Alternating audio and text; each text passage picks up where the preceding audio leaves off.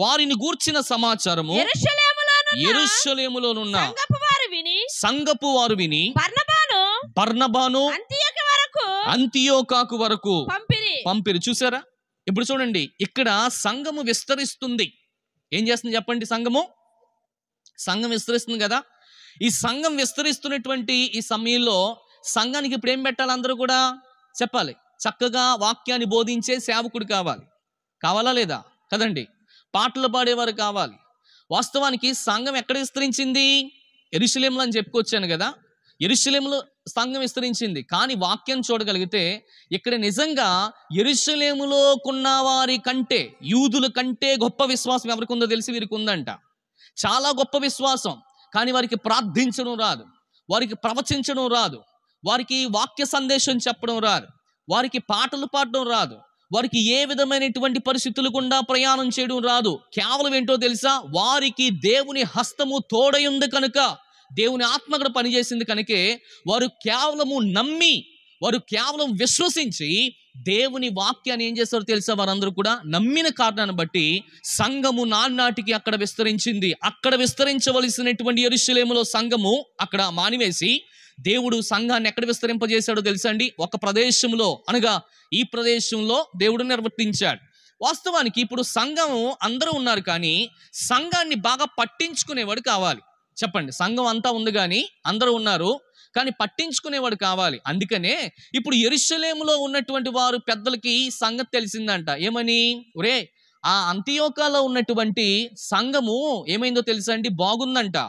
మనం అనుకోలేదు. చూసావా దేవుడు ఎంత గొప్ప కార్యం చేశాడో? మనమైతే ఇక్కడ ఆపేశాం, కానీ వారైతే అక్కడ ఏమాత్రం కూడా ఆపలేదు. వారందరూ కూడా ఎప్పటికప్పుడు ఏం చేశారో తెలుసా? చెప్పాలి. ఎప్పటికప్పుడు వారు సువార్తను ప్రకటిస్తూనే ఉన్నారు. దేవునికి స్తోత్రం. వారు సువార్తను ప్రకటించారు కనుకనే సంఘం ఆగిపోలేక సువార్త అలా వెలజల్లుతూ వచ్చింది అని చెప్పుకుంటూ చాలా అద్భుతంగా మాట్లాడుకున్నారు. వారు అనుకున్నారంట, వారు ఒక నిర్ణయం తీసుకున్నారు. ఆ నిర్ణయం ఏంటంటే ఒకే నిర్ణయం. ఏం చెప్పమంటారా?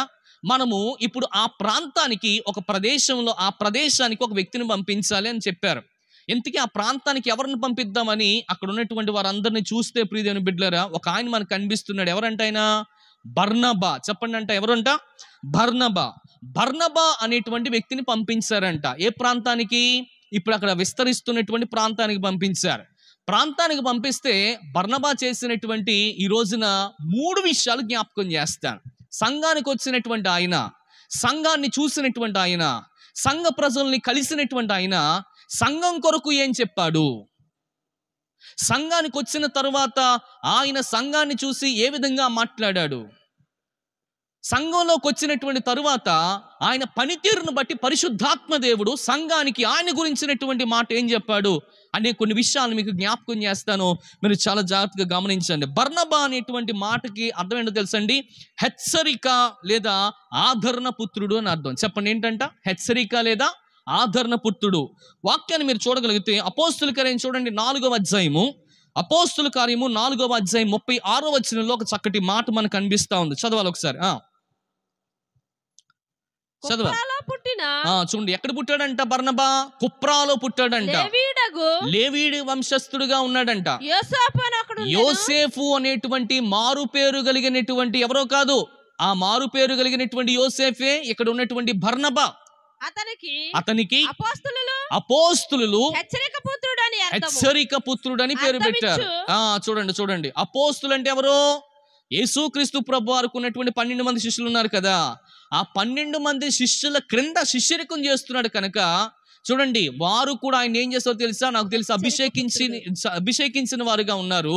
అందుకనే అక్కడ నుండి ఈ ప్రాంతానికి ఏం చేయబడ్డాడో తెలుసా? తీసుకురాబడ్డాడు. వినాలి. ఎక్కడి నుంచి? యెరూషలేము నుండి తీసుకురాబడ్డాడు. అంటే ఇప్పుడు ఇక్కడ సంఘం విస్తరిస్తుంది కదా, సంఘం విస్తరిస్తున్నటువంటి సమయంలో సంఘాన్ని పట్టించుకునేటువంటి ఒక సభ్యుడు ఉండాలి, సంఘాన్ని జాగ్రత్తగా కాపాడుకునేటువంటి సభ్యుడు ఉండాలి అనే ఆలోచన కలిగి ఉంటే, ఏమండి, ఈ విషయము క్యాపిటల్ సిటీలో ఉన్నటువంటి యెరూషలేములో ఉన్నటువంటి కొంత సంఘములో ఉన్నటువంటి మనం చెప్పాలంటే ఎవరెవరు అపోస్తులు తెలుసుకున్నారంట.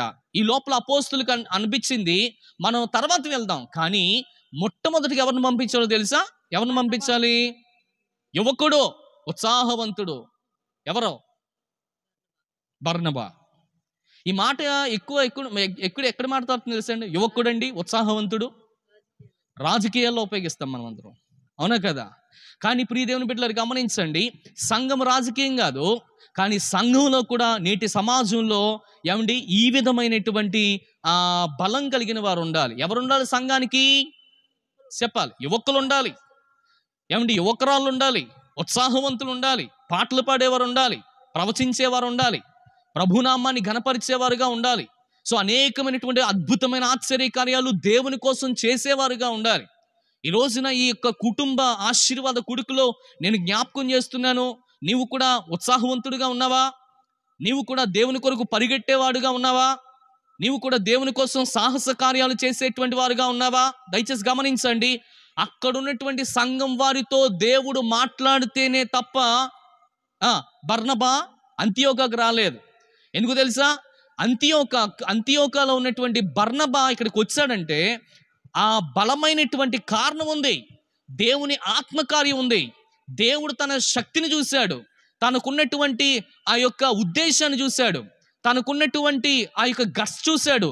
దేవునికి ఉన్నటువంటి ప్రియ దేవుని బిడ్డలారా గమనించండి, దేవుని పని కొరకు ఈ రాత్రికాల సమయంలో నువ్వు సమర్పణ చేసుకుంటే, ఈ రాత్రికాల సమయంలో నీవు కూడా చక్కగా ప్రభువా నీ పని చేస్తాను నాయనా, నీ కార్యం నేను చేస్తాను ప్రభువా, నన్ను కూడా పంపించు నాయనా అని నువ్వు నిజంగా ఏమండి మనసు పెట్టుకుని నువ్వు ప్రార్థన చేయగలిగితే, బర్నబా యెరూషలేము నుండి ఎలాగనైతే వారందరూ కూడా ఈ అంతియోకాకు పంపించారో, దేవుడు నిన్ను కూడా పంపించడానికి ఇష్టపడుతున్నాడని నేను ప్రభు పక్షాన్ని మాటలు తెలియజేస్తున్నాను ప్రియ దేవుని బిడ్డలారా.